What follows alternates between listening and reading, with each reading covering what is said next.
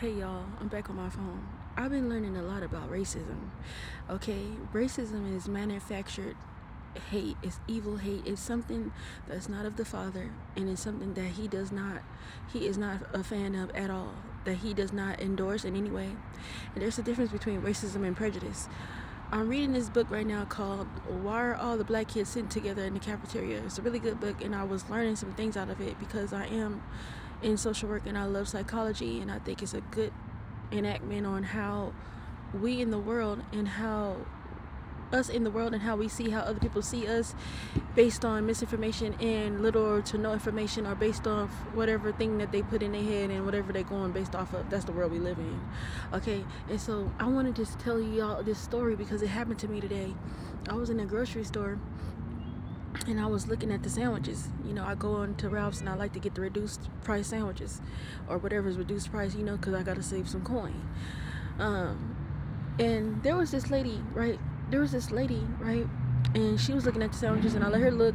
I didn't let her look, but I let her have her space to look, not hovering over her and stuff, and like until she was done, and she went on the other side. And so I started looking at the sandwiches so I can look, so you don't be hovering over people. And when I was looking at the sandwiches, she like darts back over to where I'm at, looking at the sandwiches, and she just reaches over me and starts doing whatever she want to do. And so I don't respond. I just slowly take myself away from her presence, because I know she wants to offend me. I know she wants me to be offended. I'm not. I don't say anything. This is how racism works. Racism is a mirror. It's actually inferiorness, like inferior. It's because they feel inferior to you in some type of way, and so that they have to let you know that you're nobody. I'm going to let you know by my actions and whatever I determine that you are. And so what Abba has been teaching me is he's been teaching me how to show up and not ask permission to be who I am, regardless of people's judgments, regardless of what people say about me, because you don't own the rights to the land. You don't tell me what to do.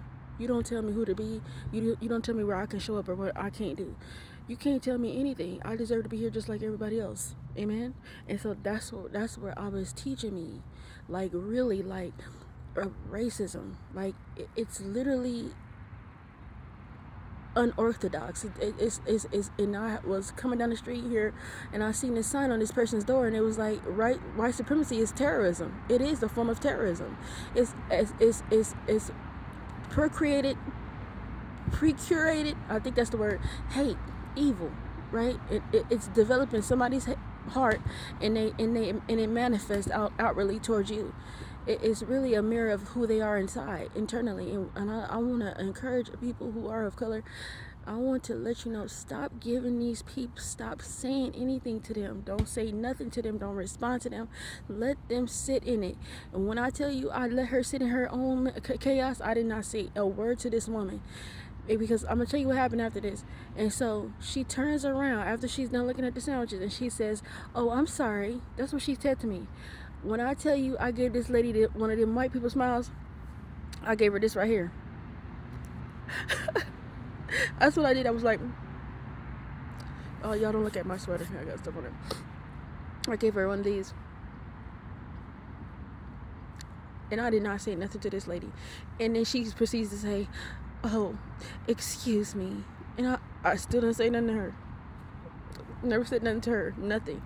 And I know, I'm like, you just as ugly as your toes. I looked at her feet. I had a good friend of mine. I love her down. Her name is Jasmine. And she's hilarious. I went to go visit her in New York a few years ago, and she said when white people be on that stuff, look at their shoes. Just look at their shoes. She always told me that. Like, I just looked at her feet, and just feet just flaring and looking all like meningitis. I was just like, you just as ugly. I'm sorry, you just as ugly as your feet. I didn't say nothing though. Just looking in my head, like, if you knew, if you really knew, I'm not thinking about you. And what Abba wants me to know is that these people want to be tethered to you, and like literally these people want relationship with you, because this is like, You want to be my friend, but you don't know how to be my friend because you are so embodied by your own hate towards me that you forgot that you're actually a fan in real life. Because it's just like you just let me know how you felt about me without even saying anything, and the only thing that you feel like you didn't say, you came out passive aggressive, because it is passive aggressive, because it's really something that you admire about me that you cannot say. And I know it doesn't seem like that. I know that's why it's hate, because they can't say the truth, because whatever they developed in their head against you, or whatever they feel, or whatever they want to understand and want you to know about you, or whatever they feel is fact about how you should live your life and what you should do and how you should. No, it's not the case, right? And I'm here right now in my own space, not caring. There's a lady next to me, she doing exercise, and I'm not. People playing soccer, they doing, and I'm gonna be here doing me. That's it. I'm not bothering nobody. I'm not bothering you. I say what I want to say, and that's it, right? And you have to understand, people gonna look at, they gonna whatever they gonna do, but at the end of the day, I'm sanctified and covered by the blood of Ahia, amen. I'm his daughter, and he does not play about me. And one thing about it, you think you gonna, like, there was this man, he was coming out. I was coming out the library, and he came in front of me, and he was on this scooter, and he didn't say excuse me or nothing, and then he tripped right in front of me, and then he looked up at me, and I just looked at him. I'm like, you should have said excuse me. That's your fault. I wasn't looking. I didn't care. When the queen come through, you say excuse me, and I would let me know enough is enough, amen. And so these people are gonna start getting their bitter end of the stick. You can't keep on disrespecting people and thinking that nobody's fighting for them. Abba remembers the 400 years of slavery. Abba remembers the Tuskegee experiments. Abba remembers all that stuff that you've been doing, that y'all was doing to a people. I'm God's people. I'm a Hebrew. It's the truth. I don't care what nobody say. I am a Hebrew, straight up and down, and that's what it is. I'm my father's daughter. I speak in tongues, and I speak a tongue that I don't even understand sometimes. That's personal. That's between me and Abba. But I know I came from somewhere that's not here. Okay, and that's a fact. And that's why, excuse me. That's why they want you to steer as far away from your father as possible. They want you to rely on the dollar. They want you to rely on the beast system. And I came out of it. I'm coming out of it. And what happens is, when you come out of it, it comes against you. Like, it's like the Truman Show. I'm telling you, because right after she did this girl, I was getting my condiments for my sandwich. She was a worker that worked there. I was putting my hand in the basket to get my condiment. She just came out of nowhere and just put her hand out, and just started reaching in there and acting like I wasn't standing there, acting like you're not there when they know you are. Because when I was coming down the aisle, I seen the same girl, the one that put her hands while I was looking for the condiments. She worked there. I seen her, and she looked at me because she knew what she did. They know what they're doing. It's a call and response. They want you to respond to the disrespect because it gives them elevation over you. I'm telling you, that's what they do. And when you don't respond to their negativity, and when you don't respond to that racist stuff that they try to put on you, it leaves them in a darring place. Like, they just can't. Like, the way she looked at me, the sandwich lady, she just looked at me. Like, I didn't even say nothing to her. Like, that's all I did. Like, did you want me to be angry or start screaming, or I don't know? I don't want any relationship with you. I don't want relationship with you.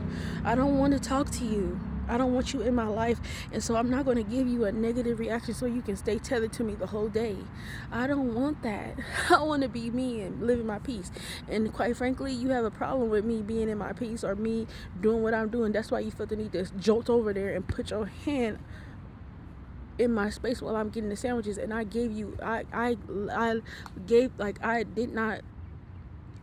Like, I left you to your sandwiches when you was trying to pick the sandwiches. I didn't come in your space because I respect personal space, and I want somebody to respect my personal space. And so, since you can't respect my personal space, Abba let me see who you were. Like, that's it. That ain't got nothing to do with me, though. That's you. And then when I respond, though, then I become a part of her mess. I become a part of that script. Now she can take from me. because they're literally dying. These people are dying of thirst. They don't have no energy, no nothing, and they see that you are abundant in food, and that's why people do this stuff, because they know we are the children of the light, baby. We are the children of the light. I am the child of the light, and everywhere I go, people attack me because I am my father's daughter. Period. Pooh.